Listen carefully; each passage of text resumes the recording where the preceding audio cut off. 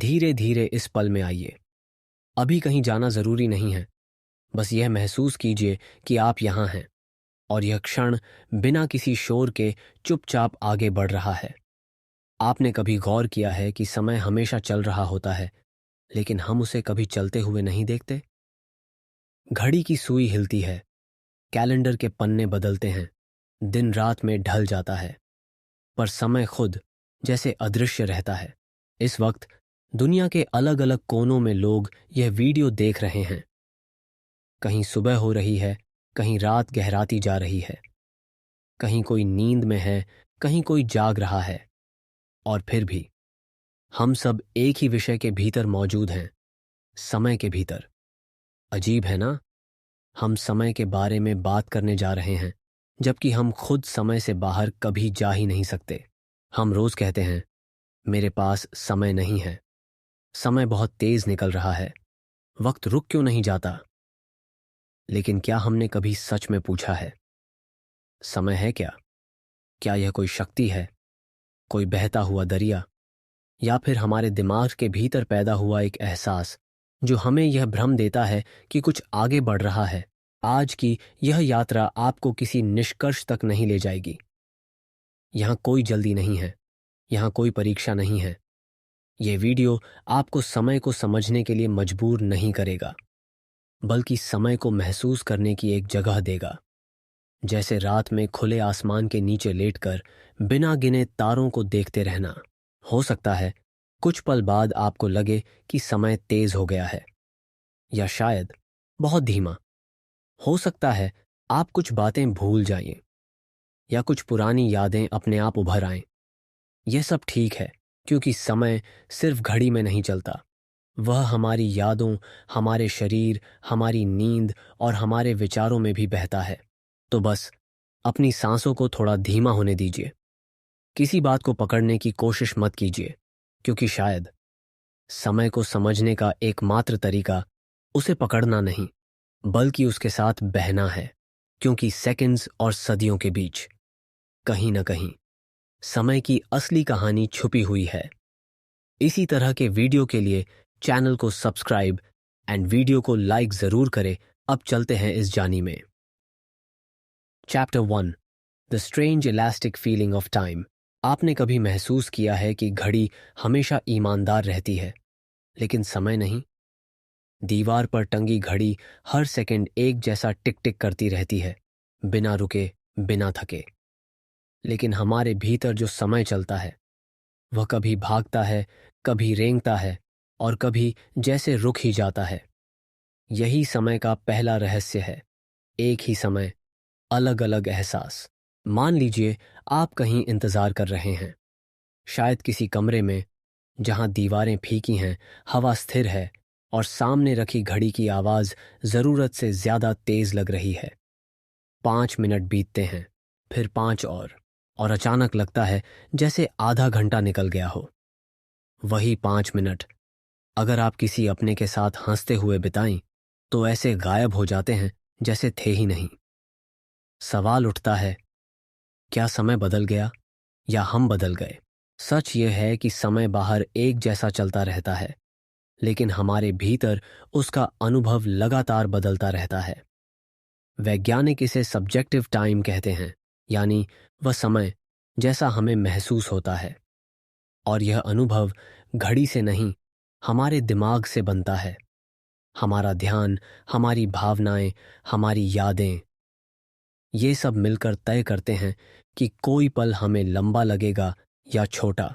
जब हम ऊब जाते हैं, तब हमारा ध्यान बाहर की दुनिया से हटकर भीतर की ओर चला जाता है। हम हर सेकंड को गिनने लगते हैं। हर आवाज, हर हलचल हमें समय का एहसास दिलाती है, जैसे दिमाग हर कह रहा हो, कुछ हो क्यों नहीं रहा? और उसी खालीपन में समय फैलने लगता है। इसके उलट, जब हम किसी चीज में पूरी तरह डूब जाते हैं, किसी बातचीत में, किसी किताब में, किसी विचार में, तब दिमाग समय पर नजर रखना ही छोड़ देता है। वह कहता है, अभी जरूरी कुछ और है, और समय बिना बताए फिसल जाता है। इसी अनुभव को मनोवैज्ञानिक फ्लो स्टेट कहते हैं। यह वह अवस्था है जहां व्यक्ति पूरी तरह वर्तमान में होता है। न बीते कल की चिंता, न आने वाले कल की बेचैनी, सिर्फ यह क्षण। और इस अवस्था में समय जैसे पिघल जाता है। शायद इसीलिए हमारे जीवन के सबसे सुंदर पल वही होते हैं जिनमें हमें समय का ध्यान ही नहीं रहता। बचपन को याद कीजिए। गर्मियों की छुट्टियां अंतहीन लगती थीं। एक दिन मानो पूरा एक युग होता था। हर दिन कुछ नया, कुछ अलग, नई जगहें, नए खेल, नए सवाल। दिमाग हर पल को गहराई से दर्ज करता था। लेकिन जैसे जैसे हम बड़े होते हैं, जिंदगी एक लय में बंधने लगती है। वही रास्ते, वही दिनचर्या, वही दोहराव। दिमाग अब कम मेहनत करता है। वह कहता है, यह तो पहले भी देखा है, और यादों का घनत्व कम हो जाता है। नतीजा, पीछे मुड़कर देखने पर लगता है कि साल कैसे उड़ गए। यह भ्रम नहीं है, यह दिमाग की कार्यप्रणाली है। जितनी ज्यादा नई यादें, उतना समय लंबा लगता है। जितनी कम नई यादें, उतना समय छोटा। इसलिए समय तेज नहीं हो जाता, हम उसे कम दर्ज करने लगते हैं। भावनाएं भी समय के साथ खेल करती हैं।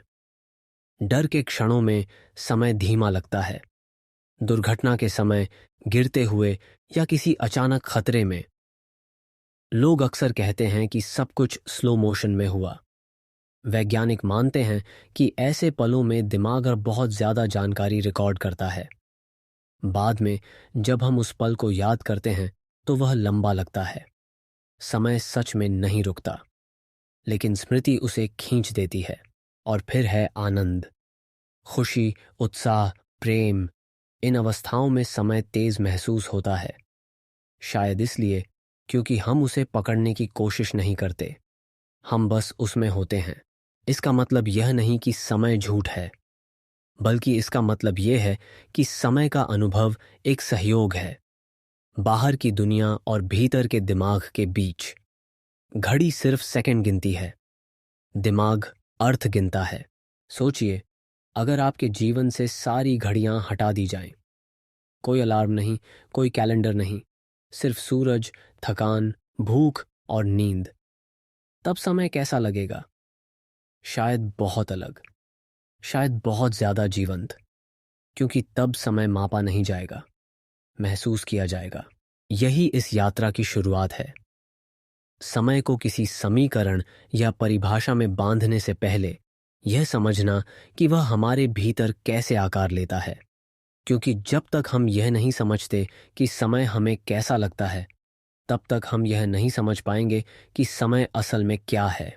और शायद यह सवाल जितना वैज्ञानिक है, उतना ही मानवीय भी। क्योंकि समय सिर्फ ब्रह्मांड की कहानी नहीं है, यह हमारी कहानी भी है। हर उस पल में जो कभी बहुत लंबा लगा, और हर उस पल में जो बहुत जल्दी बीत गया। Chapter 2, the brain, times first illusionist. जब हम कहते हैं कि समय तेज या धीमा लग रहा है, तो अक्सर हम यह मान लेते हैं कि शायद बाहर कुछ बदल गया है।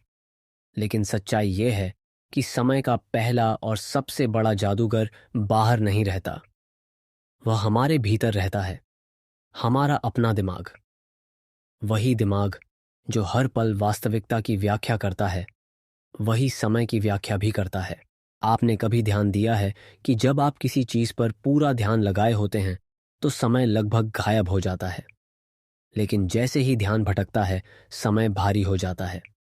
इसका कारण यह है कि दिमाग समय को सीधे नहीं मापता, वह घटनाओं की गिनती करता है। जितनी ज्यादा घटनाएं, उतना समय लंबा महसूस होता है। जितनी कम घटनाएं, उतना समय छोटा। दिमाग के भीतर कोई एक घड़ी नहीं लगी है जो सेकंड गिनती हो। इसके बजाय वहां एक जटिल नेटवर्क है, न्यूरॉन्स का, संकेतों का, विद्युत तरंगों का। वैज्ञानिक इसे कभी कभी दिमाग का इंटरनल स्टॉपवॉच कहते हैं। यह कोई ठोस मशीन नहीं, बल्कि गतिविधियों का एक पैटर्न है। जब यह पैटर्न तेज होता है, समय फैलता है। जब यह धीमा होता है, समय सिकुड़ जाता है। अब सोचिए, जब आप डरते हैं, अचानक ब्रेक लगती है, कोई जोर की आवाज आती है, या आप गिरते हैं। उस एक पल में ऐसा लगता है जैसे सब कुछ स्लो मोशन में हो गया। चेहरे, आवाजें, रंग, सब कुछ बहुत स्पष्ट। यह कोई सुपर पावर नहीं है, यह दिमाग की आपातकालीन प्रतिक्रिया है। खतरे में दिमाग ज्यादा जानकारी रिकॉर्ड करता है ताकि भविष्य में वह आपको बचा सके। कैद में जब आप उस पल को याद करते हैं तो इतनी ज्यादा जानकारी देखकर लगता है कि वह पल बहुत लंबा था। लेकिन दिलचस्प बात यह है कि प्रयोगों में पाया गया है कि उस डर के पल में इंसान ज्यादा तेज नहीं सोच पाता। समय सच में धीमा नहीं होता, बस यादें घनी हो जाती हैं और हमारी स्मृति हमें धोखा देती है। अब इसके ठीक उलट स्थिति को देखिए। ऊब। जब कुछ भी नया नहीं हो रहा होता, दिमाग बाहर से उत्तेजना नहीं पा रहा होता, तब वह अपने भीतर झांकने लगता है। वह हर सेकंड को नोटिस करने लगता है। घड़ी की टिक टिक, पंखे की आवाज, कमरे की खामोशी, सब कुछ ज्यादा तेज लगने लगता है। दिमाग कहता है, समय क्यों नहीं बीत रहा? और उसी सवाल के साथ समय और फैल जाता है। यही कारण है कि इंतजार इतना थकाने वाला होता है। इसीलिए नहीं कि समय ज्यादा होता है, बल्कि इसलिए कि दिमाग के पास करने को कुछ नहीं होता। ध्यान समय का सबसे बड़ा नियंत्रक है। जहां ध्यान जाता है, समय वहां बदल जाता है। यही कारण है कि ध्यान और मेडिटेशन की अवस्थाओं में लोग अक्सर कहते हैं कि उन्हें समय का एहसास ही नहीं रहा, क्योंकि वहां दिमाग न तो भविष्य की चिंता कर रहा होता है, न अतीत की स्मृतियों में उलझा होता है। वह सिर्फ इस पल में होता है। और जब दिमाग वर्तमान में टिक जाता है, समय मापने की जरूरत ही नहीं रहती। दिमाग का एक और खेल है, यादों का संपीड़न। जब कोई अनुभव नया होता है, दिमाग उसे विस्तार से दर्ज करता है। रंग, गंध, भावनाएं, सब कुछ। लेकिन जब अनुभव दोहराया हुआ होता है, दिमाग उसे संक्षेप में दर्ज करता है। यही कारण है कि एक ही रास्ते से रोज आने जाने में समय कम लगता है। रास्ता बदला नहीं, दिमाग बदल गया। इसी को मनोविज्ञान में रिटर्न ट्रिप इफेक्ट कहा जाता है। पहली बार कहीं जाना लंबा लगता है, वापसी छोटी, क्योंकि दिमाग पहले ही नक्शा बना चुका होता है। अनिश्चितता खत्म हो जाती है, और जहां अनिश्चितता कम, वहां समय भी कम महसूस होता है। हमारा दिमाग समय को घटनाओं की कहानी के रूप में देखता है। वह हर दिन को एक फिल्म की तरह रिकॉर्ड करता है। कुछ दिन लंबे लगते हैं क्योंकि उनमें बहुत कुछ हुआ होता है। कुछ दिन छोटे क्योंकि वे लगभग खाली होते हैं। और जब हम पीछे मुड़कर देखते हैं तो वही फिल्म हमारी यादों में चलती है। इसलिए कभी कभी पूरा एक साल एक झपकी जैसा लगता है और कभी एक दिन पूरी उम्र जैसा। इसका मतलब यह नहीं कि समय अविश्वसनीय है। इसका मतलब यह है कि समय मानव अनुभव से अलग नहीं किया जा सकता। समय, जैसा हम जानते हैं, दिमाग के बिना अधूरा है। घड़ी सेकंड बताती है, दिमाग अर्थ बताता है, और हम अर्थ के अनुसार ही समय को महसूस करते हैं। शायद इसी वजह से समय का अध्ययन सिर्फ भौतिकी का विषय नहीं है, यह मनोविज्ञान का भी विषय है, दर्शन का भी, और शायद थोड़ा सा कविता का भी। क्योंकि समय सिर्फ गुजरता नहीं, वह हमारे भीतर आकार लेता है। और जैसे जैसे हम आगे बढ़ेंगे, हम देखेंगे कि यह दिमागी समय कैसे मानव इतिहास में घड़ियों, कैलेंडरों और नियमों में बदल गया। कैसे हमने इस अंदरूनी एहसास को बाहर की मशीनों में बांधने की कोशिश की। Chapter 3, When Humans Try to Capture Time। बहुत समय तक इंसान के पास घड़ी नहीं थी। कोई सेकंड नहीं थे, कोई मिनट नहीं थे, और न ही किसी दीवार पर टंगी सुइयां गियर जो यह बताती हों कि अब क्या करना है। फिर भी समय मौजूद था। वह महसूस होता था। सुबह की ठंड में, दोपहर की गर्मी में, शाम की छाया में और रात की खामोशी में। समय तब किसी संख्या की तरह नहीं, बल्कि एक लय की तरह जिया जाता था। प्राचीन इंसान ने समय को सबसे पहले कहीं और नहीं, बल्कि आसमान में देखा। सूरज का उगना और ढलना, चांद का बढ़ना और घटना, तारों का धीरे धीरे अपनी जगह बदलना, यही पहले कैलेंडर थे। हर दिन सूरज का लौट आना एक आश्वासन था। हर मौसम का आना जाना एक संकेत। समय तब बहता हुआ दरिया नहीं, बल्कि एक चक्र था जो बार बार लौटता था। खेती करने वाले समाजों के लिए यह चक्र जीवन और मृत्यु का सवाल था। बीज कब बोना है, कब काटना है, कब बारिश आएगी, कब ठंड पड़ेगी, इन सब का उत्तर घड़ी में नहीं, आकाश में लिखा होता था। समय कोई अमूर्त अवधारणा नहीं थी। वह मिट्टी में, फसल में और मौसम में बसता था। धीरे धीरे इंसान ने इस आकाशीय समय को जमीन पर उतारने की कोशिश की। पत्थरों की छाया से, लकड़ी की छड़ों से और पानी की धार से।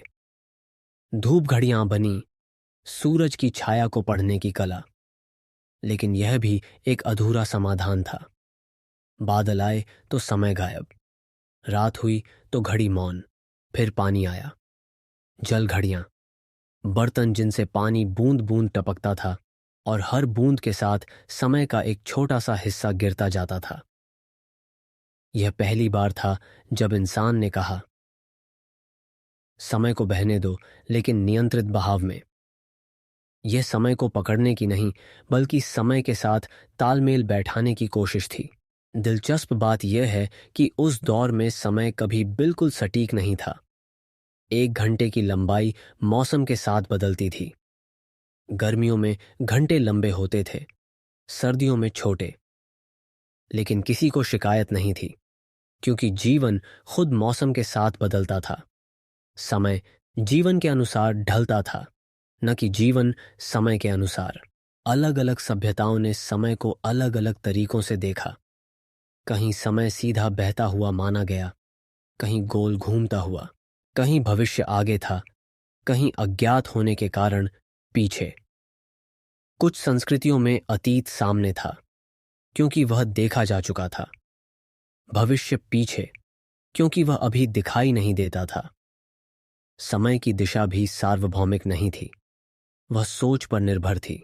इन प्राचीन समाजों के लिए समय का सबसे बड़ा अर्थ था संतुलन। दिन और रात का, काम और विश्राम का, जन्म और मृत्यु का। समय को जीतना नहीं था, समय के साथ रहना था। लेकिन जैसे जैसे समाज जटिल होते गए, शहर बने, व्यापार बढ़ा और लोगों को एक दूसरे के साथ तालमेल बैठाना पड़ा, समय को भी सख्त होना पड़ा। अब यह जानना जरूरी हो गया कि कब बाजार खुलेगा, कब बंद होगा, कब पूजा होगी, कब काम शुरू होगा। समय धीरे धीरे एक अनुभव से एक नियम बनता गया। फिर आया वह मोड़ जहां समय को सुना जाने लगा।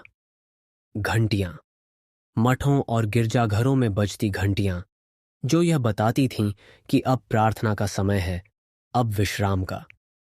यह पहली बार था जब समय ने आवाज बनाई। अब उसे देखने की जरूरत नहीं थी, वह खुद बुलाने लगा। यह बदलाव छोटा नहीं था। समय अब व्यक्तिगत नहीं रहा, वह सामूहिक हो गया। एक ही आवाज, एक ही समय, कई लोगों के लिए। यहीं से समय और अनुशासन का रिश्ता शुरू हुआ। यहीं से समय ने समाज को आकार देना शुरू किया। लेकिन अभी भी समय पूरी तरह कैद नहीं हुआ था। वह थोड़ा लचीला था, थोड़ा मानवीय। उसे अभी सेकंड में नहीं तोला गया था, वह अभी भी सांसों के साथ चलता था। यह अध्याय इसलिए महत्वपूर्ण है क्योंकि यह दिखाता है कि समय हमेशा से वही नहीं था जैसा हम आज समझते हैं। वह कभी सिर्फ घड़ी नहीं था, वह प्रकृति था, अनुभव था, संकेत था। और शायद इसीलिए आज भी जब हम घड़ी से दूर होते हैं, जंगल में, पहाड़ों में या गहरी नींद में, समय फिर से वैसा ही लगने लगता है। ढीला, गोल, बहता हुआ। लेकिन यह शांति ज्यादा देर नहीं रहने वाली थी, क्योंकि इंसान अब समय को सिर्फ समझना नहीं चाहता था, वह उसे सटीक बनाना चाहता था। बराबर, मापा हुआ, नियंत्रित। और यहीं से शुरू होती है वह कहानी जहां समय ने मशीन का रूप लेना शुरू किया। Chapter 4, mechanical time and the birth of discipline. एक समय था जब इंसान समय के साथ चलता था। सूरज उठता तो दिन शुरू होता, अंधेरा उतरता तो शरीर खुद रुक जाता। लेकिन फिर एक बदलाव आया, बहुत शांत, बहुत धीमा, और लगभग किसी ने उस पल यह नहीं समझा कि यह बदलाव इंसानी जीवन को हमेशा के लिए बदल देगा। समय अब सिर्फ महसूस नहीं किया जाने वाला अनुभव नहीं रहने वाला था। समय अब मापा जाने वाला आदेश बनने वाला था। मध्ययुगीन शहरों में ऊंची इमारतों के भीतर मोटे पत्थरों और लोहे के पहियों के बीच पहली यांत्रिक घड़ियां जन्म लेती हैं। ये घड़ियां सुंदर नहीं थीं, नन्ही भी नहीं। वे भारी थीं, शोर करती थीं और बेहद अपूर्ण थीं। लेकिन उनमें एक बात नई थी। वे प्रकृति की नहीं, बल्कि मानव निर्मित लय पर चलती थीं। शुरुआत में इन घड़ियों का उद्देश्य लोगों को समय बताना नहीं था। वे लोगों को समय याद दिलाने के लिए थीं। चर्चों और मठों में लगी ये घड़ियां घंटियां बजाती थीं। एक आवाज जो यह कहती थी, अब प्रार्थना का समय है, अब काम का समय है, अब विश्राम का समय है। यह पहली बार था जब समय ने इंसान को निर्देश देना शुरू किया। इससे पहले समय व्यक्तिगत था, अब वह सामूहिक बन गया। एक ही घंटी सैकड़ों लोगों के लिए एक ही पल तय कर रही थी। कोई यह नहीं पूछ रहा था कि उसे अभी थकान है या नहीं। घंटी बजी, मतलब समय आ गया। यहीं से समय और अनुशासन का रिश्ता गहरा होता गया। धीरे धीरे घड़ियों में डायल आए, सुइयां आईं। अब समय सिर्फ सुना नहीं जाता था, देखा भी जाने लगा। और जैसे ही समय दिखाई देने लगा, इंसान ने उसे तुलना करना शुरू कर दिया। मेरा समय, आपका समय, देर, जल्दी। समय अब बहाव नहीं था, वह स्थिति बन गया। इस बदलाव का असर बहुत गहरा था। काम अब सूरज के हिसाब से नहीं, घड़ी के हिसाब से होने लगा। दिन को बराबर हिस्सों में बांटा गया। घंटे अब मौसम के साथ नहीं बदलते थे। एक घंटे का मतलब अब हमेशा एक जैसा था। गर्मी हो या सर्दी, दिन लंबा हो या छोटा, घड़ी को कोई फर्क नहीं पड़ता था। यहीं से जीवन और समय के बीच तनाव शुरू हुआ, क्योंकि शरीर अभी भी सूरज के हिसाब से चलता था, लेकिन समाज अब घड़ी के हिसाब से चलना चाहता था। सुबह जल्दी उठना, चाहे शरीर तैयार हो या नहीं। रात तक जागना, चाहे थकान हावी हो।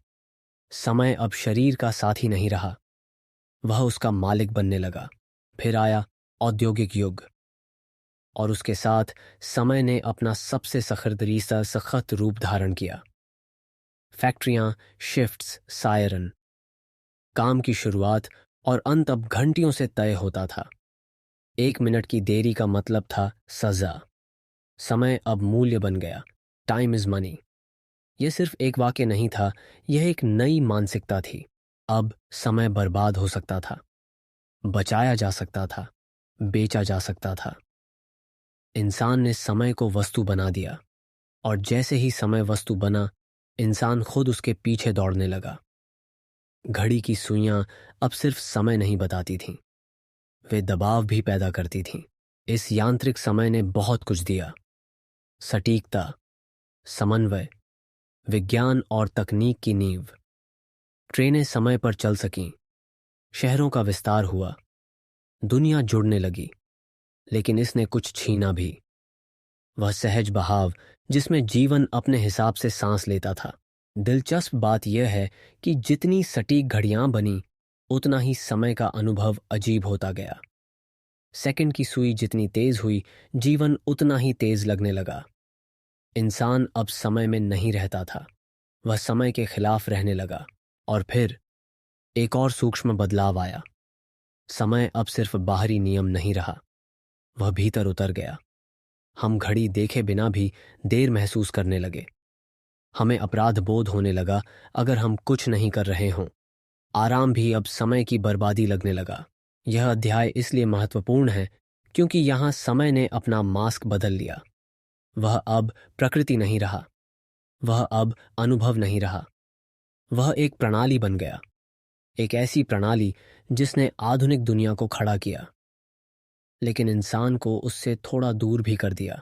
और शायद इसी सख्त यांत्रिक समय के कारण अगला झटका इतना बड़ा था क्योंकि जब इंसान ने सोचा कि समय अब पूरी तरह समझ में आ गया है, उसी पल एक व्यक्ति आया जिसने कहा कि यह घड़ी भी गलत हो सकती है। एक व्यक्ति जिसने यह सवाल उठाया कि अगर दो लोग अलग अलग गति से चल रहे हों तो क्या उनके लिए समय एक जैसा होगा। और यहीं से समय फिर से अजीब होने लगता है। Chapter 5 Newton's universe, time as a perfect river. जब घड़ियां नियमित हो चुकी थीं, जब समाज समय के नियमों में ढल चुका था, तब विज्ञान को भी एक ऐसे समय की जरूरत थी जो स्थिर हो, भरोसेमंद हो और हर जगह एक जैसा हो। और इसी जरूरत के बीच एक नाम उभरता है, आइजैक न्यूटन। एक ऐसा व्यक्ति जिसने ब्रह्मांड को एक विशाल मशीन की तरह देखना सिखाया, और उस मशीन के भीतर समय एक शांत, लगातार बहती नदी की तरह मौजूद था। न्यूटन के लिए समय कोई भावना नहीं था, कोई अनुभव नहीं। वह कुछ ऐसा नहीं था जो किसी के महसूस करने पर निर्भर हो। न्यूटन के लिए समय पूर्ण सत्य था। वह हर जगह, हर व्यक्ति के लिए एक ही गति से बहता था। चाहे आप पृथ्वी पर हों या किसी दूर के ग्रह पर, चाहे आप चल रहे हों या स्थिर हों, समय सबके लिए एक जैसा था। उन्होंने इसे कहा एब्सोल्यूट टाइम, ऐसा समय जो अपने आप में मौजूद है, ऐसा समय जिसे किसी चीज की जरूरत नहीं। इस दृष्टि में ब्रह्मांड एक विशाल मंच था। मंच पर ग्रह घूम रहे थे, सेब गिर रहे थे, तोप के गोले उड़ रहे थे, लेकिन मंच खुद नहीं बदलता था। समय और स्थान उस मंच की तरह थे, स्थिर, मौन, अडिग। घटनाएं आती जाती थीं, लेकिन समय हमेशा वही रहता था। यह विचार बेहद शक्तिशाली था। पहली बार इंसान के पास ऐसे समीकरण थे जो यह बता सकते थे कि कोई वस्तु कब, कहाँ होगी। अगर आप जानते हैं कि अभी क्या स्थिति है, तो आप भविष्य की गणना कर सकते हैं। समय अब अनिश्चित नहीं रहा, वह गणित में बदल गया, और इस गणित ने चमत्कार किए। ग्रहों की कक्षाएं समझ में आईं, चंद्रमा की गति स्पष्ट हुई, मशीनें बनी, पुल खड़े हुए, जहाज समुद्र पार करने लगे। न्यूटन का समय इतना सफल था कि किसी ने उसे चुनौती देने की जरूरत ही नहीं समझी। इस समय के साथ एक गहरी सांत्वना जुड़ी थी। अगर समय सबके लिए एक जैसा है, तो ब्रह्मांड समझने योग्य है, नियंत्रित किया जा सकता है, भविष्य अनुमानित हो सकता है। यह एक सुलझा हुआ ब्रह्मांड था, एक ऐसा ब्रह्मांड जो घड़ी की तरह चलता है। लेकिन इस सोच में एक अदृश्य मान्यता छुपी थी कि समय घटनाओं से अलग है, कि अगर ब्रह्मांड पूरी तरह खाली भी हो जाए, अगर कुछ भी ना हो, तब भी समय बहता रहेगा। जैसे एक घड़ी जिसे कोई देखे या न देखे, वह चलती ही रहे। हर कोई इस विचार से सहमत नहीं था। उसी दौर में एक दार्शनिक थे, लाइबनिज। उन्होंने कहा कि समय अपने आप में कोई चीज नहीं है, समय सिर्फ घटनाओं के बीच का संबंध है। अगर कुछ घट ही नहीं रहा तो समय का क्या मतलब। उनके लिए समय बिना घटनाओं के वैसा ही था जैसे बिना संगीत के लय। लेकिन न्यूटन की दुनिया में यह सवाल दब गया, क्योंकि न्यूटन का मॉडल काम कर रहा था, और विज्ञान में जो काम करता है वही सच माना जाता है। समय एक अदृश्य लेकिन विश्वसनीय पृष्ठभूमि बन चुका था। धीरे धीरे यह सोच आम जीवन में भी उतर गई। हम समय को एक ऐसी चीज मानने लगे जो खर्च होती है, जो बचती है, जो खत्म हो सकती है। ये सारे शब्द तभी अर्थ रखते हैं जब समय एक वस्तु हो, एक बहती हुई मात्रा। घड़ी की सुई, कैलेंडर की तारीख, ट्रेन का समय, सब इस विश्वास पर टिके थे कि समय सबके लिए समान है। और ज्यादातर मामलों में यह मान्यता ठीक भी काम करती थी। खाना पकाना हो, यात्रा करनी हो या मिलना जुलना, न्यूटन का समय पर्याप्त था।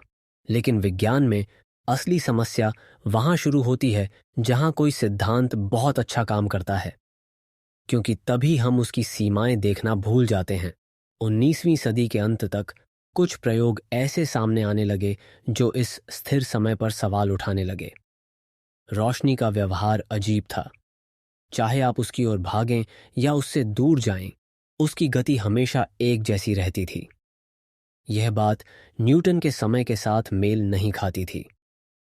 अगर समय और गति बिल्कुल स्वतंत्र हैं, तो यह संभव नहीं होना चाहिए था। यह एक छोटी दरार थी, बहुत छोटी। लेकिन हर बड़ी क्रांति की शुरुआत एक छोटी दरार से ही होती है। न्यूटन का समय अब भी रोजमर्रा की जिंदगी में सही था। वह अब भी पुलों को गिरने से रोकता था, मशीनों को चलाता था। लेकिन ब्रह्मांड के गहरे स्तर पर कुछ गड़बड़ थी, जैसे कोई घड़ी जो ऊपर से सही चल रही हो, लेकिन अंदर कहीं थोड़ा सा फंस रही हो। यह अध्याय इसलिए महत्वपूर्ण है क्योंकि यह दिखाता है कि समय को समझना हमेशा आसान नहीं होता। कभी कभी जो सबसे ठोस लगता है वही सबसे ज्यादा भ्रम पैदा करता है। न्यूटन ने हमें समय को मापना सिखाया, लेकिन शायद उसने हमें यह सोचने से रोक दिया कि समय बदल भी सकता है।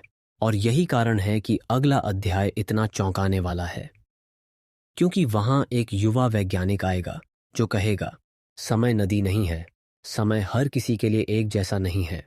और सबसे अजीब बात, समय गति से बदल सकता है, और उस पल घड़ी फिर से टूट जाएगी। Chapter 6, Einstein breaks the clock. एक लंबे समय तक इंसान को यह भरोसा था कि समय सबके लिए एक जैसा है। घड़ी जहां भी रखी जाए वह वही बताएगी।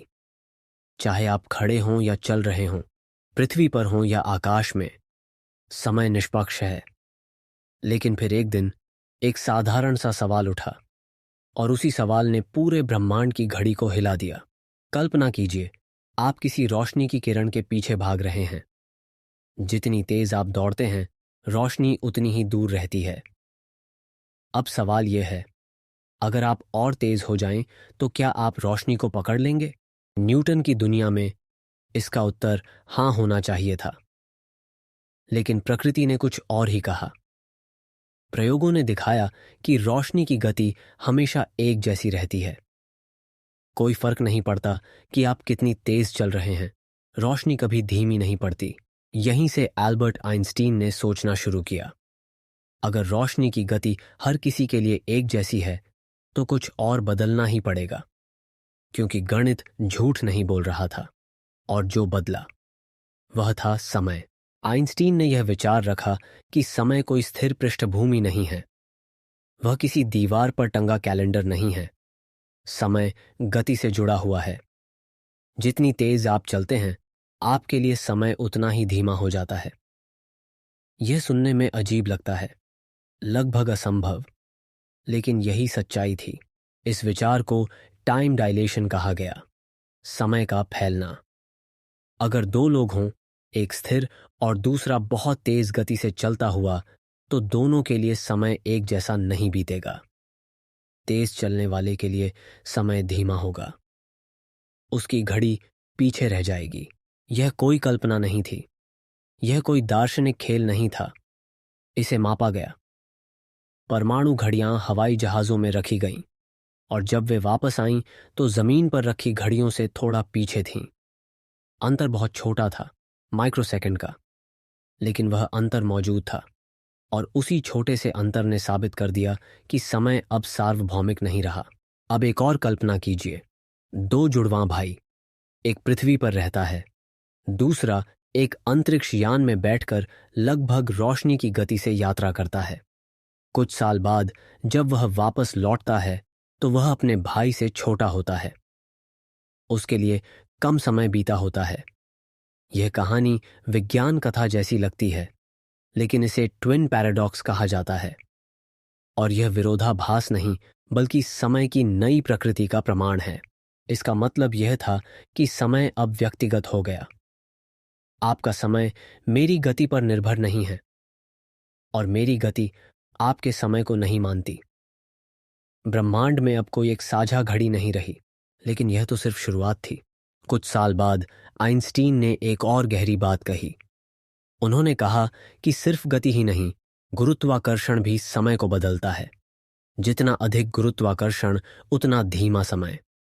भारी वस्तुओं के पास समय धीरे चलता है, हल्की जगहों पर तेज। अब समय और भी अजीब हो गया। अगर आप किसी बहुत भारी तारे के पास खड़े हों तो आपके लिए समय धीरे बीतेगा, और अगर कोई दूसरा व्यक्ति आपसे दूर कम गुरुत्वाकर्षण वाली जगह पर हो तो उसके लिए समय तेज चलेगा। आप दोनों एक ही पल में खड़े हैं, लेकिन एक ही समय में नहीं। यह विचार इतना चौंकाने वाला था कि वर्षों तक लोग इसे समझने में ही लगे रहे। लेकिन फिर प्रयोग हुए। पहाड़ की चोटी पर रखी घड़ी नीचे रखी घड़ी से थोड़ी तेज चलती है। अंतर बहुत छोटा है, लेकिन वास्तविक है, और यहीं पर समय पूरी तरह टूट जाता है, क्योंकि अब समय सिर्फ गति और घड़ी से नहीं जुड़ा था, वह स्थान से भी जुड़ गया था। समय और स्थान अलग अलग चीजें नहीं रहीं, वे एक साथ बुन गए। एक नया शब्द जन्मा, स्पेस टाइम। अब ब्रह्मांड एक मंच नहीं रहा जिस पर घटनाएं घटती हैं। मंच खुद मुड़ने लगा। अगर आप किसी भारी वस्तु को स्पेस टाइम पर रखते हैं तो वह उसे मोड़ देती है, और उसी मोड़ पर समय भी झुक जाता है। इसका असर हमारी रोजमर्रा की जिंदगी में भी है। आपके मोबाइल का जीपीएस जो आपको रास्ता दिखाता है, वह तभी सही काम करता है जब उसमें आइंस्टीन के समय सुधार जोड़े जाएं। उपग्रह पृथ्वी से दूर हैं, वहां गुरुत्वाकर्षण कम है, इसलिए वहां समय तेज चलता है। अगर यह सुधार न किया जाए तो आपकी लोकेशन कुछ ही मिनटों में किलोमीटरों से गलत हो जाएगी। यानी समय कोई दूर का दार्शनिक विषय नहीं है, वह आपकी जेब में चल रहे फोन तक में गड़बड़ी कर सकता है। इस अध्याय का सबसे बड़ा झटका यह है कि अब अभी सबके लिए एक जैसा नहीं रहा। दो लोग एक ही घटना को एक ही समय पर घटता हुआ नहीं देख सकते। अब कोई सार्वभौमिक क्षण नहीं है, वह देखने वाले पर निर्भर करता है।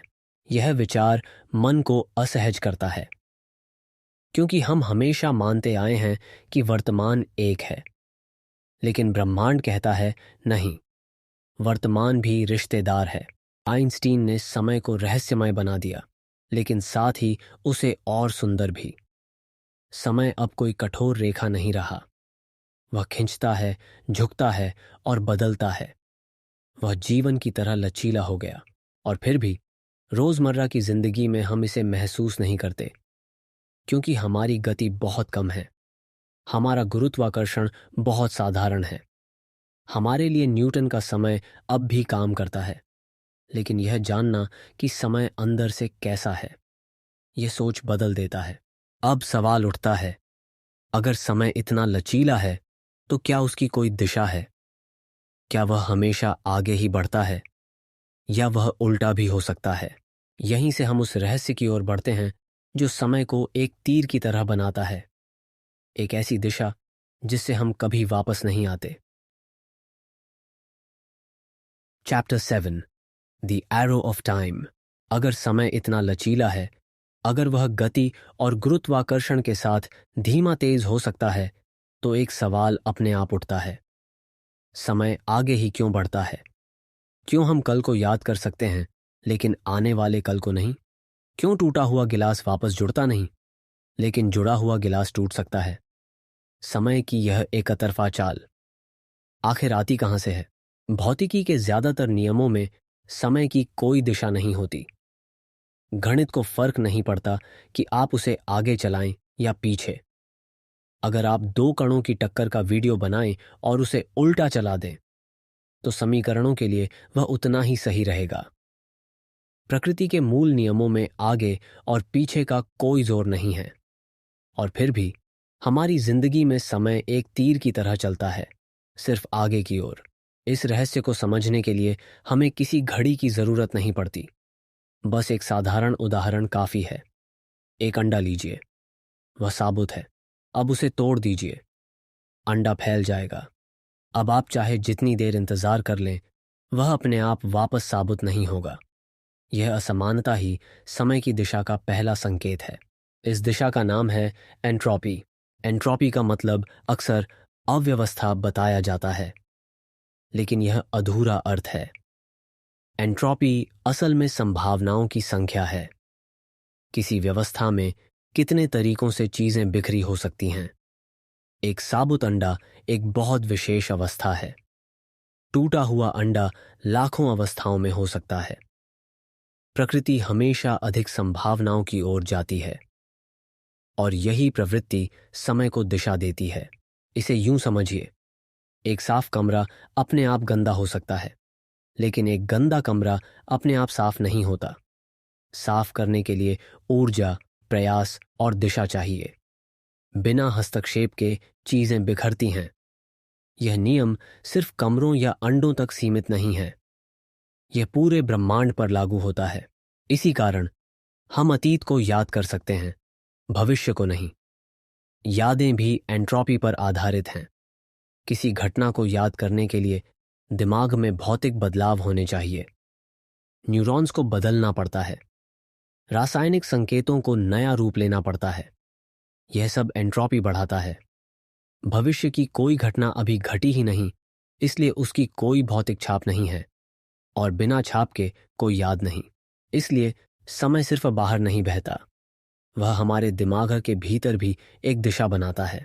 अब सवाल और गहरा हो जाता है, अगर एंट्रोपी हमेशा बढ़ती है तो शुरुआत कैसी थी?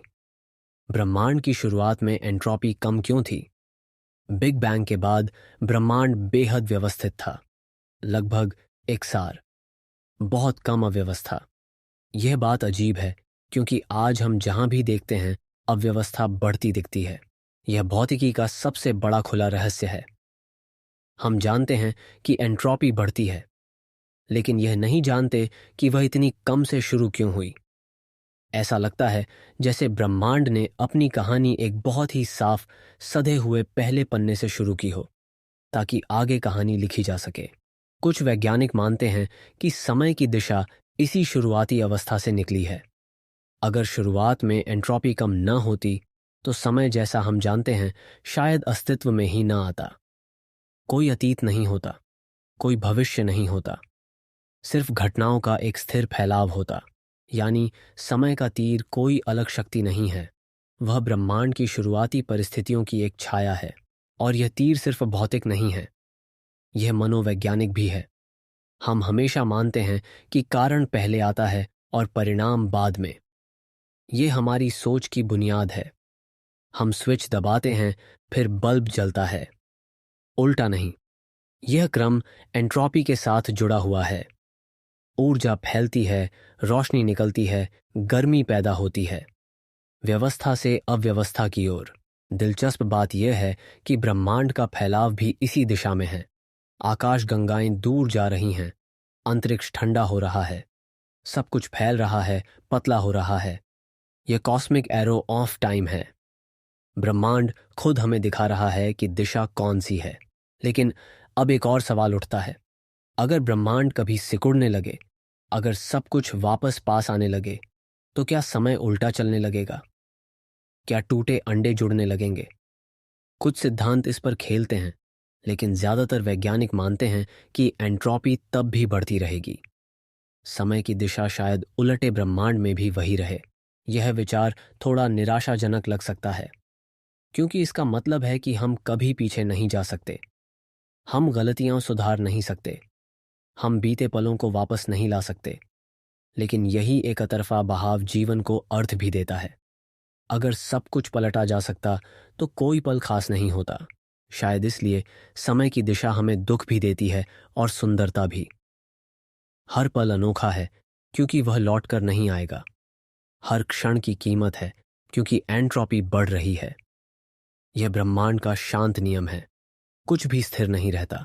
और फिर भी इस सब के बीच एक अजीब बात है। भौतिकी के नियम समय की दिशा को अनदेखा करते हैं, लेकिन हमारा अनुभव उसे नजरअंदाज नहीं कर सकता। यह अंतर ही समय को इतना रहस्यमय बनाता है। समय एक साथ गणित में तटस्थ है और जीवन में एक तरफा। यहीं से हम अगले मोड़ पर पहुंचते हैं। अगर समय की दिशा एंट्रोपी से आती है और एंट्रोपी एक सांख्यिकीय नियम है, तो क्या समय खुद कोई मूलभूत चीज है या वह किसी गहरे स्तर पर पैदा हुआ एक भ्रम है? इसी सवाल के साथ हम उस दुनिया में कदम रखने वाले हैं जहां समय खुद समीकरणों से गायब हो जाता है।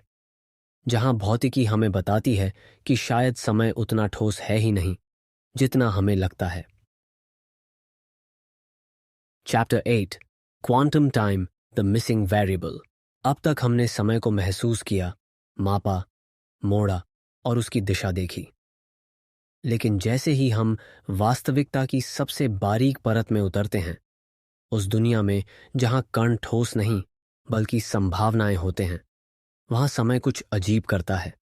वह न तो टूटता है न मुड़ता है, वह बस गायब होने लगता है। क्वांटम दुनिया में चीजें वैसी नहीं होती जैसी हमें दिखती हैं। एक कण एक जगह नहीं होता, बल्कि कई संभावित जगहों पर फैला होता है। वह तय नहीं करता कि वह क्या है जब तक उसे देखा न जाए। यहां वास्तविकता खुद एक सवाल होती है, और ऐसे सवालों की दुनिया में समय का व्यवहार भी बदल जाता है। क्लासिकल भौतिकी और सापेक्षता में समय एक किरदार है, कभी पृष्ठभूमि, कभी लचीला कपड़ा। लेकिन क्वांटम यांत्रिकी में समय अक्सर सिर्फ एक बाहरी मान बनकर रह जाता है, जैसे किसी कहानी में एक अदृश्य घड़ी जो पात्रों से अलग चल रही हो। सबसे मूल क्वांटम समीकरण, श्रोडिंगर समीकरण, बताता है कि किसी प्रणाली की अवस्था समय के साथ कैसे बदलती है। लेकिन यहां समय खुद बदलता नहीं।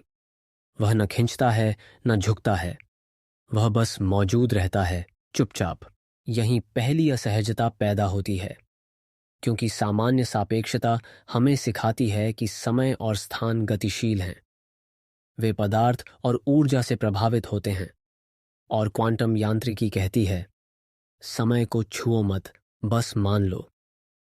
दो महान सिद्धांत और समय के बारे में दो बिल्कुल अलग भाषाएं। जब वैज्ञानिक इन दोनों को जोड़ने की कोशिश करते हैं, यानी क्वांटम ग्रेविटी बनाने की, तब असली समस्या सामने आती है। जैसे ही आप पूरे ब्रह्मांड को एक क्वांटम प्रणाली मानते हैं, समीकरणों से समय हट जाता है। वह शब्द ही नहीं रहता।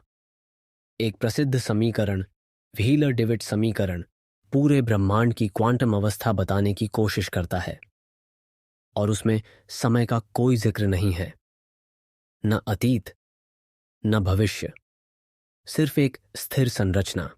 यह विचार डरावना भी है और सुंदर भी। अगर सबसे गहरे स्तर पर समय मौजूद ही नहीं, तो फिर जो हमें समय का बहाव लगता है वह क्या है?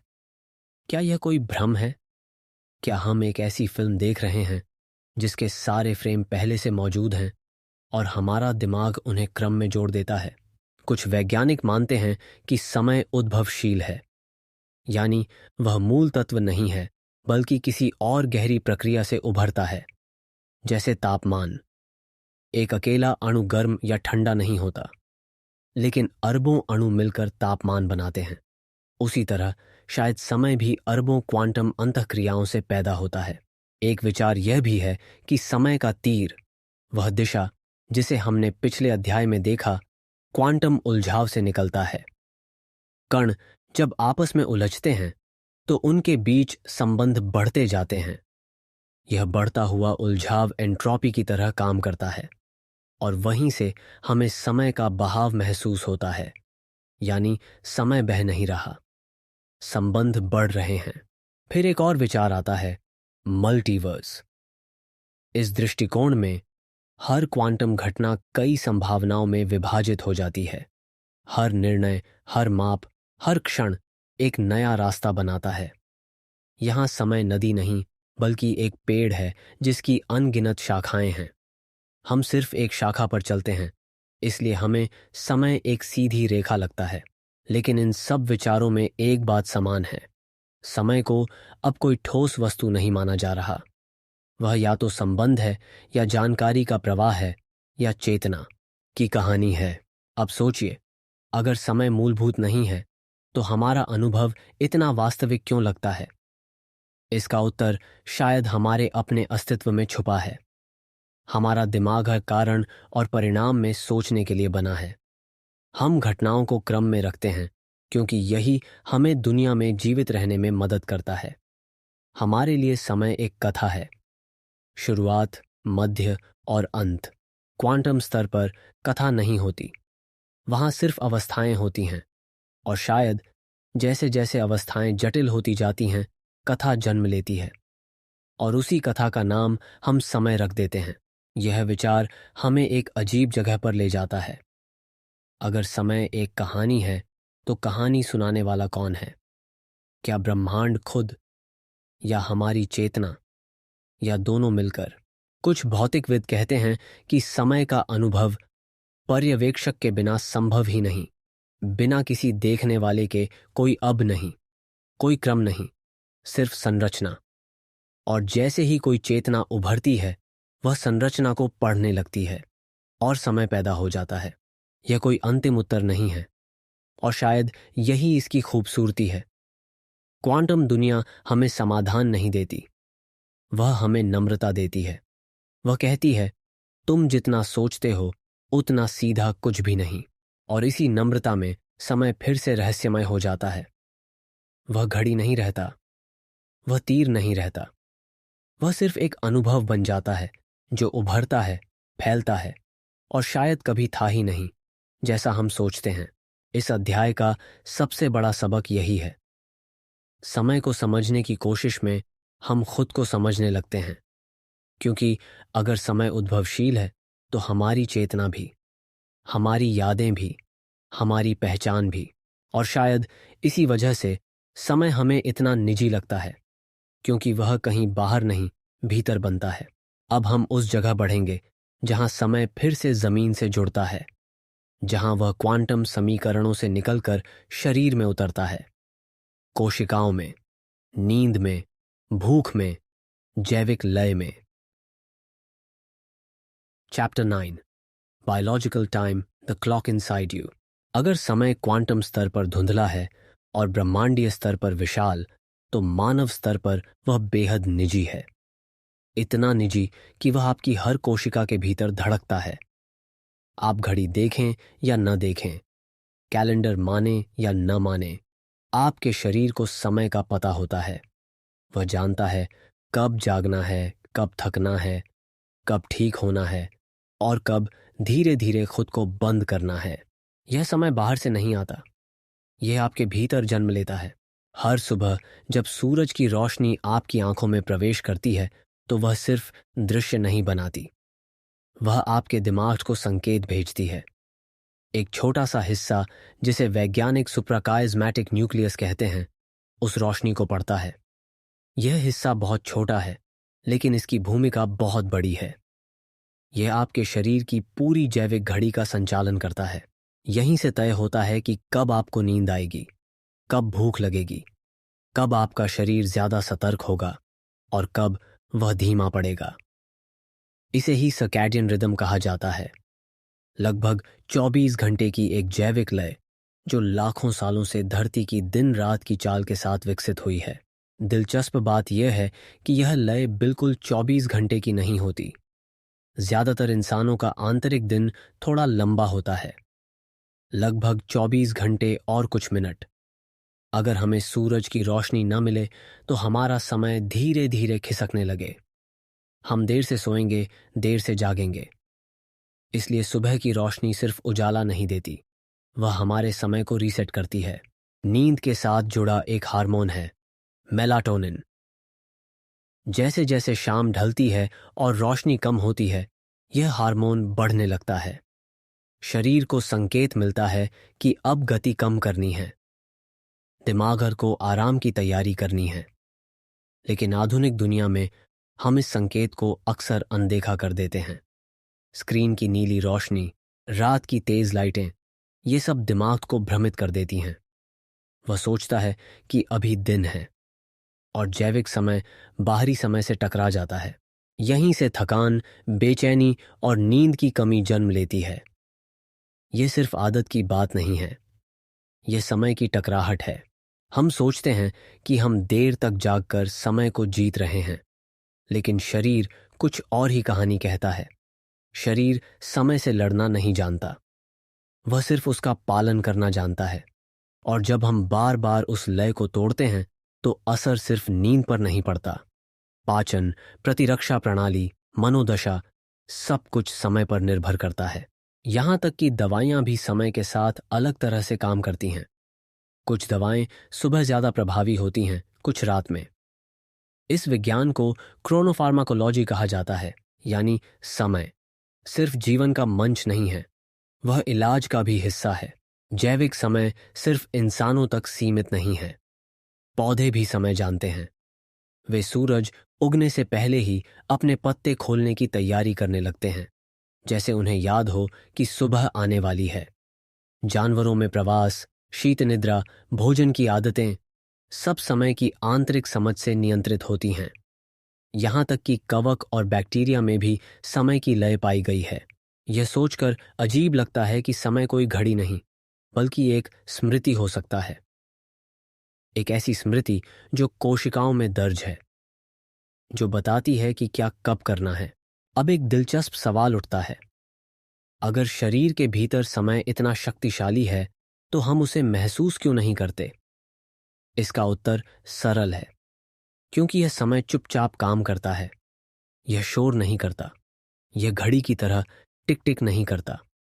यह सिर्फ संकेत देता है, थकान के रूप में, भूख के रूप में, ऊब के रूप में, शांति के रूप में। लेकिन आधुनिक जीवन में हम इन संकेतों को दबा देते हैं। कॉफी से, अलार्म से, शेड्यूल से। हम शरीर से कहते हैं अभी नहीं, और शरीर कुछ समय तक मान भी लेता है, लेकिन अंततः समय अपना असर दिखाता है, धीरे धीरे, चुपचाप। यह अध्याय इसलिए महत्वपूर्ण है क्योंकि यह हमें याद दिलाता है कि समय कोई दुश्मन नहीं है, वह कोई बाहरी दबाव नहीं है, वह हमारी संरचना का हिस्सा है। हम समय में नहीं जी रहे, हम समय से बने हैं। शायद इसी वजह से जब हम प्रकृति के करीब होते हैं, पहाड़ों में, जंगलों में या समुद्र के किनारे, समय फिर से सही लगने लगता है, क्योंकि वहां बाहरी घड़ियां कम होती हैं और भीतर की घड़ी साफ सुनाई देती है। यह जैविक समय हमें यह भी सिखाता है कि हर इंसान का समय थोड़ा अलग होता है। कुछ लोग सुबह जल्दी जागते हैं, कुछ रात में ज्यादा जीवंत होते हैं। यह आलस या अनुशासन की कमी नहीं है, यह क्रोनोटाइप है, समय के प्रति शरीर की प्राकृतिक प्रवृत्ति। शायद हमें खुद से लड़ने की बजाय अपने समय को समझना चाहिए, क्योंकि समय सिर्फ गुजरता नहीं, वह हमें गढ़ता है, हर धड़कन के साथ, हर सांस के साथ। और अब जब हमने समय को शरीर में महसूस किया है, अगला कदम और भी निजी होने वाला है, क्योंकि अब हम उस समय की बात करेंगे जो घड़ी में नहीं दिखता, शरीर में नहीं नापा जाता, लेकिन हमारे पूरे जीवन को रंग देता है। Chapter 10, psychological time, how it feels. आपने कभी महसूस किया है कि कुछ पल ऐसे होते हैं जो पूरी उम्र जैसे लगते हैं, और कुछ साल ऐसे जो पलक झपकते ही बीत जाते हैं? यह विरोधाभास किसी खराब घड़ी की वजह से नहीं होता। यह समय का वह रूप है जो दिमाग के भीतर जन्म लेता है। इसे न तो मापा जा सकता है, न रोका जा सकता है, यह सिर्फ महसूस किया जाता है। मनोवैज्ञानिक समय घड़ी के समय से अलग होता है। घड़ी हर सेकंड को बराबर मानती है, लेकिन दिमाग ऐसा नहीं करता। दिमाग के लिए कुछ सेकंड भारी होते हैं, कुछ हल्के। कुछ पल यादों में गहरे धंस जाते हैं, और कुछ ऐसे होते हैं जो आते जाते बिना निशान छोड़े गायब हो जाते हैं। जब हम किसी चीज में पूरी तरह डूबे होते हैं, हंसी में, रचनात्मकता में, प्रेम में, समय जैसे पीछे छूट जाता है। हम बाद में घड़ी देखते हैं और चौंक जाते हैं, इतना समय निकल गया। लेकिन जब हम ऊब में होते हैं, बेचैनी में, या किसी ऐसे पल में जिसे हम खत्म होते देखना चाहते हैं, तब हर सेकंड खुद को जताता है। समय भारी हो जाता है, चिपचिपा, जैसे वह हमें छोड़ना ही नहीं चाहता। यह अंतर इसलिए पैदा होता है क्योंकि मनोवैज्ञानिक समय का सबसे बड़ा चालक है ध्यान। जहां ध्यान जाता है, समय वहीं बदलता है। अगर आपका ध्यान समय पर है तो समय लंबा लगता है। अगर आपका ध्यान किसी और चीज पर है तो समय छोटा। यही कारण है कि वेटिंग इतना थकाने वाला अनुभव है। हम सिर्फ इंतजार नहीं कर रहे होते, हम समय को देख रहे होते हैं। हर टिक, हर पल हमें यह याद दिलाता है कि हम फंसे हुए हैं, लेकिन जैसे ही ध्यान हटता है समय का बोध ढीला पड़ जाता है। फिर आता है यादों का खेल, समय का वह रूप जो पीछे मुड़कर दिखाई देता है। एक ही हफ्ता जीते समय छोटा लग सकता है, लेकिन याद करते समय लंबा, या उल्टा। अगर उस हफ्ते में कुछ नया, कुछ अलग, कुछ भावनात्मक हुआ हो तो दिमाग उसे विस्तार से दर्ज करता है। ज्यादा यादें बनती हैं। पीछे देखने पर लगता है कि वह समय बहुत लंबा था। इसके विपरीत, जब जीवन एक ही लय में चलता है, वही रास्ते, वही दिन, वही स्क्रीन, दिमाग कम रिकॉर्ड करता है, कम यादें बनती हैं। और जब हम पीछे देखते हैं तो महीनों, सालों का समय जैसे गायब सा लगता है। इसी वजह से जैसे जैसे हम बड़े होते हैं समय तेज लगता है। समय तेज नहीं होता, यादें पतली हो जाती हैं। डर और खतरे के क्षणों में समय अलग तरह से काम करता है। लोग बताते हैं कि दुर्घटनाओं के दौरान सब कुछ स्लो मोशन में हुआ। चेहरे साफ दिखे, आवाजें लंबी लगीं। वैज्ञानिक मानते हैं कि ऐसे पलों में दिमाग और ज्यादा जानकारी दर्ज करता है। बाद में जब हम उस पल को याद करते हैं तो वह बहुत लंबा लगता है। उस पल में समय नहीं रुका था, स्मृति ने उसे खींच दिया। खुशी, उत्साह, प्रेम, ये सब समय को तेज बनाते हैं। शायद इसलिए क्योंकि इनमें हम पकड़ने की कोशिश नहीं करते, हम सिर्फ होते हैं। और जहां होना होता है वहां समय की जरूरत कम पड़ जाती है। मेडिटेशन और गहरी एकाग्रता की अवस्थाओं में कुछ लोग कहते हैं कि उन्हें समय का एहसास ही नहीं रहा। यह कोई रहस्यमय बात नहीं है। जब दिमाग वर्तमान में टिक जाता है, अतीत और भविष्य की आवाजें शांत हो जाती हैं और समय, जो इन्हीं आवाजों से बनता है, धुंधला पड़ जाता है। कुछ अवस्थाएं और भी अजीब होती हैं। गहरी भावनात्मक अनुभूतियां, कुछ रचनात्मक क्षण या चेतना की बदली हुई अवस्थाएं। इनमें लोग कालातीत होने की बात करते हैं, जैसे वे समय के बाहर खड़े हों। न्यूरोसाइंस बताता है कि इन पलों में दिमाग के कुछ हिस्से जो आत्मबोध और समय के अनुभव से जुड़े होते हैं शांत हो जाते हैं। और जब मैं और अब ढीले पड़ते हैं, समय भी ढीला पड़ जाता है। बच्चों के लिए समय बिल्कुल अलग होता है। उनके लिए 5 मिनट का कोई स्पष्ट अर्थ नहीं होता। उनके लिए समय एक भावना है, खेल खत्म होने तक, कहानी खत्म होने तक। जैसे जैसे हम बड़े होते हैं, घड़ियां, अलार्म और डेडलाइन हमारे समय को प्रशिक्षित करती हैं। शायद यही वह क्षण होता है जहां समय मासूमियत खो देता है। और फिर है भविष्य।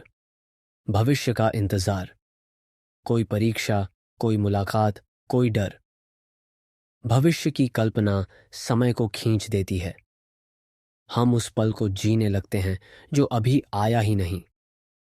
उसी तरह किसी मुश्किल भविष्य का डर भी समय को भारी बना देता है। मनोवैज्ञानिक समय सिर्फ अतीत और वर्तमान में नहीं रहता, वह भविष्य में भी फैलता है। यह अध्याय हमें यह सिखाता है कि समय कोई स्थिर वस्तु नहीं है। वह अनुभव है, वह स्मृति है, वह ध्यान है और शायद वह कहानी है जो दिमाग खुद को सुनाता है ताकि दुनिया समझ में आ सके। इसलिए जब कभी आपको लगे कि समय बहुत तेज भाग रहा है या बहुत धीमा रेंग रहा है, तो शायद समय नहीं बदला है, शायद आप बदल गए हैं। और यही बात समय को इतना व्यक्तिगत बनाती है। हर इंसान का समय अलग है, हर जीवन की गति अलग है, और शायद यह ठीक भी है। अब अगला सवाल और भी साहसी है। अगर समय इतना लचीला है, इतना निजी है, तो क्या हम इसके भीतर आगे पीछे जा सकते हैं? क्या समय सिर्फ महसूस ही किया जा सकता है या उसे पार भी किया जा सकता है? Chapter 11, can we travel through time? जब भी समय की बात होती है, एक सवाल हमेशा चुपचाप हमारे भीतर उठता है। क्या हम इसके भीतर आगे पीछे जा सकते हैं? क्या समय सिर्फ बहने वाली धारा है या कोई ऐसा रास्ता भी है जिस पर उल्टा चला जा सके? यह सवाल नया नहीं है। यह सवाल उतना ही पुराना है जितना पछतावा, और उतना ही मानवीय है जितनी उम्मीद। अजीब बात यह है कि भविष्य की यात्रा विज्ञान के लिए उतनी रहस्यमय नहीं है जितनी हम सोचते हैं। वास्तव में हम सब पहले से ही भविष्य की ओर यात्रा कर रहे हैं, हर सेकंड एक सेकंड आगे। लेकिन भौतिकी कहती है कि कुछ परिस्थितियों में यह यात्रा असमान हो सकती है। अगर आप बहुत तेज गति से चलें, लगभग रोशनी की गति के पास, तो आपके लिए समय धीमा हो जाता है। आप कम उम्र के होते हैं, जबकि बाहर की दुनिया तेजी से आगे बढ़ जाती है। जब आप लौटते हैं तो आप भविष्य में पहुंच चुके होते हैं। यह कोई कल्पना नहीं है। अंतरिक्ष स्टेशन में रहने वाले अंतरिक्ष यात्री पृथ्वी पर रहने वालों से सूक्ष्म रूप से कम उम्र के होते हैं। अंतर बहुत छोटा है, लेकिन वास्तविक है। यानी भविष्य में जाना संभव है, बस बहुत महंगा, बहुत कठिन और बहुत धीमा। लेकिन असली जादू वहां नहीं है। असली सवाल अतीत का है। अतीत की यात्रा का विचार हमें इसलिए आकर्षित करता है क्योंकि अतीत में संभावनाएं होती हैं, गलतियां सुधारने की, खोए हुए पलों को फिर से छूने की। लेकिन यहीं पर समय सबसे सख्त हो जाता है।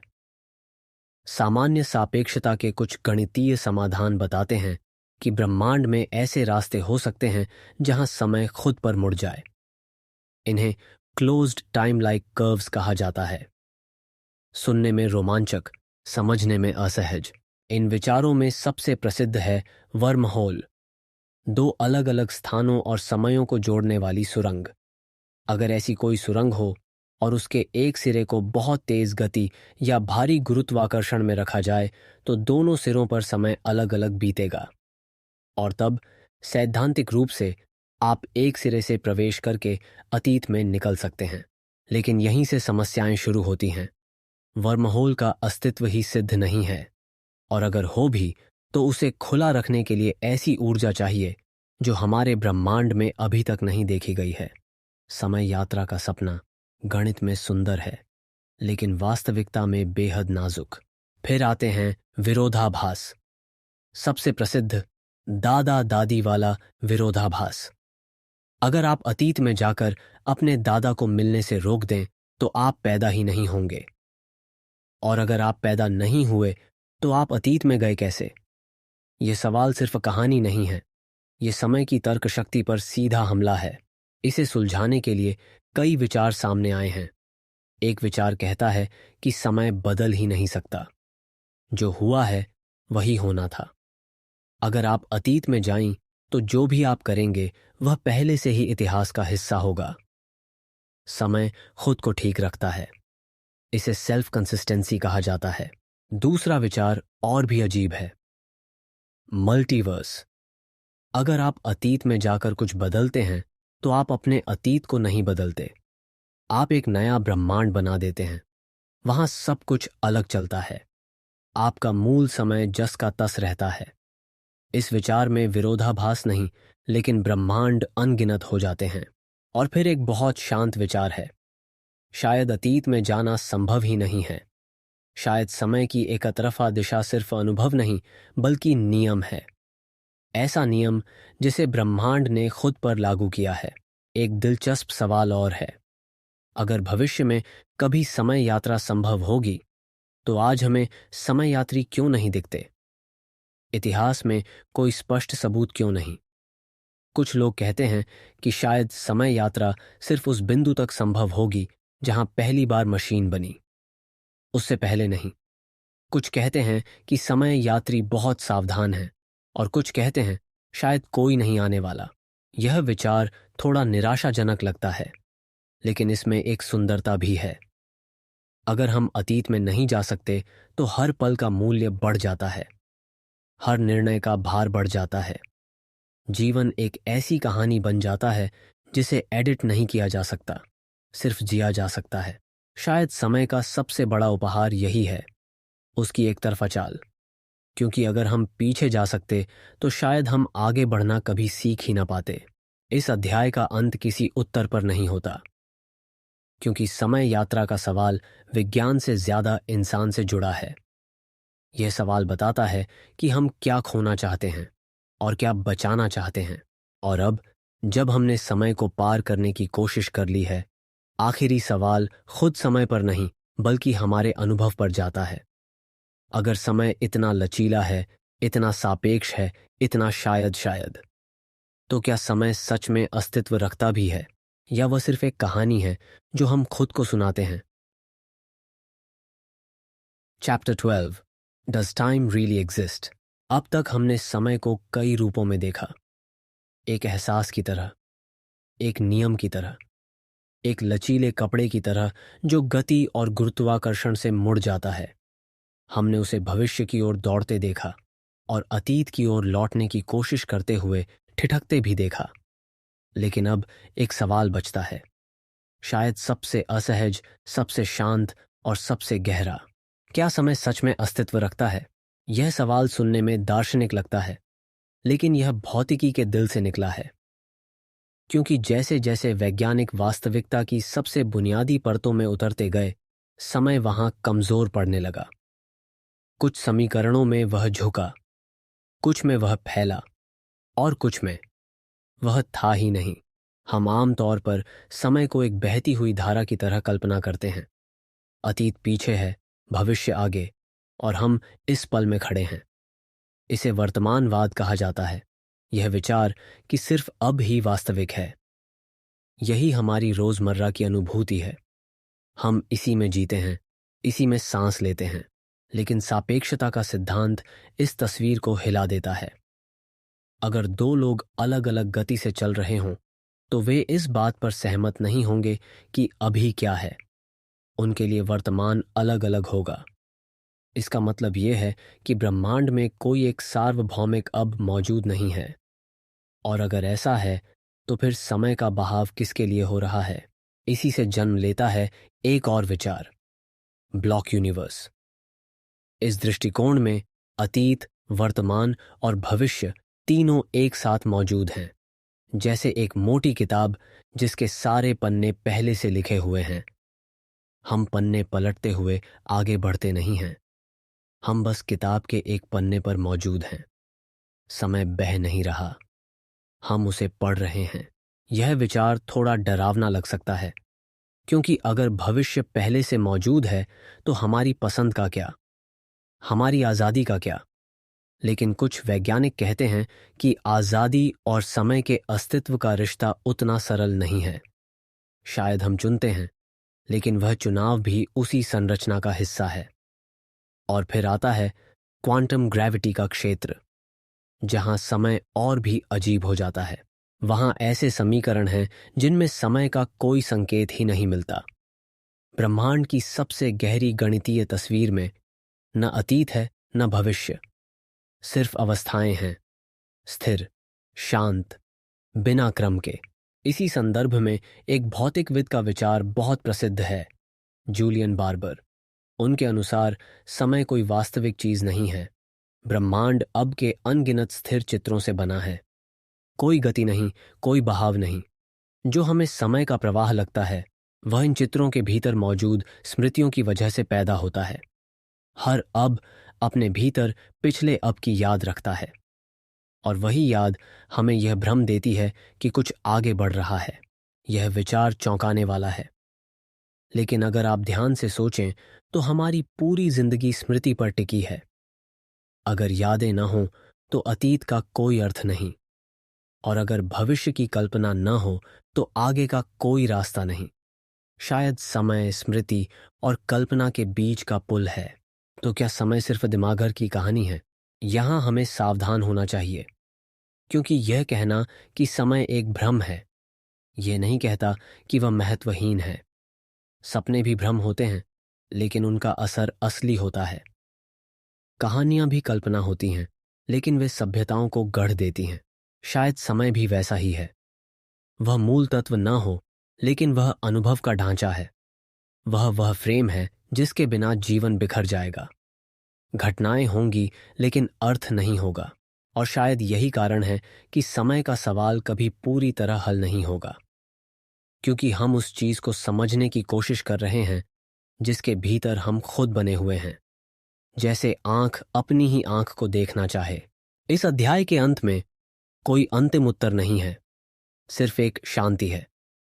यह स्वीकार करना कि समय या तो बहुत गहरा है, या बहुत सरल, या शायद दोनों। हो सकता है समय एक बहती नदी ना हो सकता है वह एक स्थिर संरचना हो, या हो सकता है वह सिर्फ वह तरीका हो जिससे चेतना बदलाव को समझती है। लेकिन चाहे समय अस्तित्व में हो या न हो, एक बात स्पष्ट है, हमारे अनुभव में यह पल वास्तविक है, यह सांस वास्तविक है, यह जागरूकता वास्तविक है। और शायद समय के बारे में सोचने का सबसे ईमानदार तरीका यही है कि हम उसे परिभाषित करने की कोशिश छोड़ दें और उसे थोड़ी देर जीकर देख लें। Chapter 13, you are the universe experiencing itself. अब जब हमने समय को हर दिशा से देख लिया है, घड़ी में, दिमाग में, शरीर में, समीकरणों में, एक बात धीरे धीरे स्पष्ट होने लगती है। समय कोई बाहरी मंच नहीं है जिस पर हम खड़े होकर ब्रह्मांड को देख रहे हों। हम उस मंच का हिस्सा हैं। हम दर्शक नहीं हैं, हम दृश्य हैं। आपके भीतर मौजूद हर परमाणु कभी किसी तारे के भीतर रहा है। कार्बन, ऑक्सीजन, आयरन, ये सब तत्व किसी सुपरनोवा की आग में बने थे अरबों साल पहले, किसी दूर के अंधेरे में। और आज वही पदार्थ आपके भीतर सोच रहा है, याद कर रहा है, सवाल पूछ रहा है, समय को समझने की कोशिश कर रहा है। इस विचार में एक अजीब सी शांति है, क्योंकि अगर हम समय के भीतर फंसे नहीं हैं बल्कि समय से बने हैं, तो समय हमें दबा नहीं रहा, वह हमें व्यक्त कर रहा है। जब हम कहते हैं कि मैं समय में जी रहा हूं, तो शायद हम आधी सच्चाई बोलते हैं।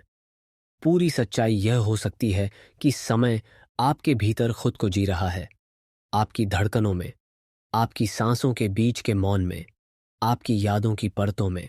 शायद यही कारण है कि समय हमें कभी पूरी तरह समझ में नहीं आता, क्योंकि हम किसी बाहरी वस्तु को नहीं देख रहे, हम खुद को देखने की कोशिश कर रहे हैं। ब्रह्मांड ने अपने जीवन में बहुत कुछ देखा है, जन्म और मृत्यु, विस्तार और शीतलता, तारों का जलना और बुझना। लेकिन एक चीज बहुत देर से आई, चेतना। वह बिंदु जहां ब्रह्मांड ने पहली बार खुद के बारे में सवाल पूछा। और वह सवाल आपके भीतर उठा। आप जब रात के आसमान को देखते हैं और सोचते हैं कि हम कितने छोटे हैं, उसी पल ब्रह्मांड खुद को देख रहा होता है, आपकी आंखों से, आपकी जिज्ञासा से, आपकी खामोशी से। यह विचार हमें बहुत छोटा भी बनाता है और बहुत बड़ा भी।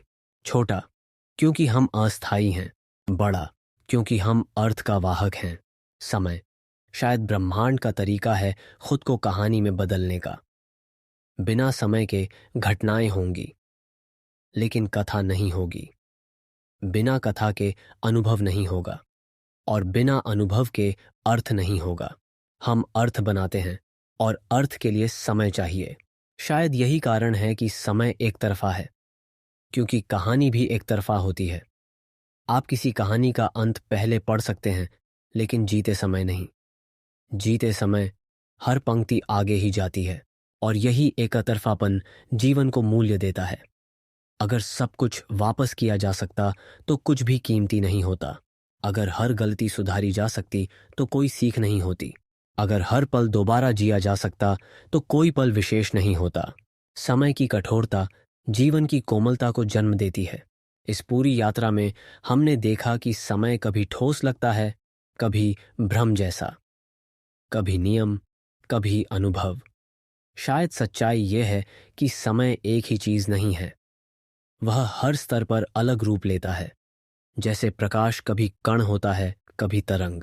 और हो सकता है समय भी वैसा ही हो, लेकिन अब इस अंतिम क्षण में इन सभी विचारों से थोड़ा पीछे हटिए। अभी कोई सिद्धांत पकड़ना जरूरी नहीं, कोई उत्तर बनाना जरूरी नहीं। बस यह महसूस कीजिए कि आप यहां हैं, इस पल में, सांस लेते हुए, सुनते हुए। यही वह जगह है जहां समय सबसे ईमानदार होता है। न अतीत की याद, न भविष्य की चिंता, सिर्फ यह अब। शायद समय का सबसे सुंदर उपयोग यही है कि वह हमें वर्तमान तक लाए और फिर चुपचाप पीछे हट जाए। अगर इस यात्रा के दौरान आपको कहीं शांति मिली हो, अगर किसी विचार ने आपको धीमा कर दिया हो, या अगर समय कुछ देर के लिए हल्का लगने लगा हो, तो समझिए ब्रह्मांड ने आपको सुन लिया है।